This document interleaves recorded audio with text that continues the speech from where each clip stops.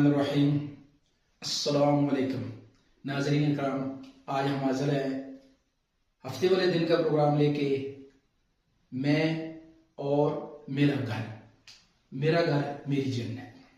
اب اس میں جیسا کہ ہم پہلے بھی بات کرتے چلے آ رہے ہیں کہ بھئی گھر میں 4 قسم کے لوگ ہیں، بچے، بڑے، مرد، عورتیں۔ تو ہم نے پہلے بچوں کو لیا ہوا ہے کہ حدیث شریف کا مفہوم ہے، نبی پاک صلی اللہ علیہ وسلم فرمان کا مفہوم ہے کہ ماں باپ کی طرف سے بچوں کے لیے جو ترکہ چھوڑا جاتا ہے، جو بہترین عطیہ ہوتا ہے، اس میں دنیا کی چیزیں، جائیدادیں، مال، ملک،